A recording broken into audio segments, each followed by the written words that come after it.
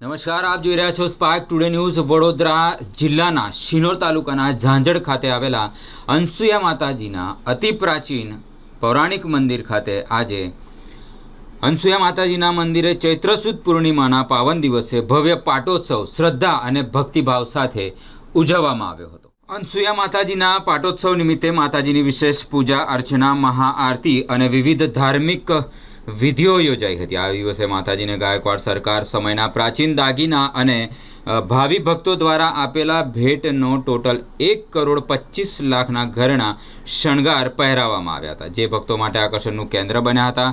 મંદિરની સામે આવેલી એરંડી ખાડીનું પણ અહીંયા વિશેષ મહત્વ છે।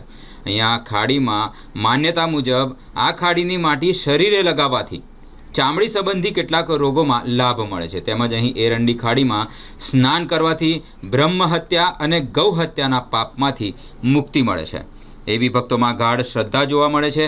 ભક્તોએ માતાજીના દર્શન સાથે આ પવિત્ર સ્થળે પૂજા અર્ચના કરી આશીર્વાદ મેળવ્યા હતા। સમગ્ર કાર્યક્રમ દરમિયાન ભજન કીર્તન અને જયઘોષથી વાતાવરણ ભક્તિમય બન્યું હતું। અનસુયા માત કી જય। આજે ચૈત્ર સુદ પૂર્ણિમા માતાજીનો અનસુયા માતાજીનો પ્રાગટ્ય દિવસ, એટલે આજે એ નિમિત્તે અનસુયા માતાજી અહીંયા આગળ મેળો હોય છે દર સાલની જેમ।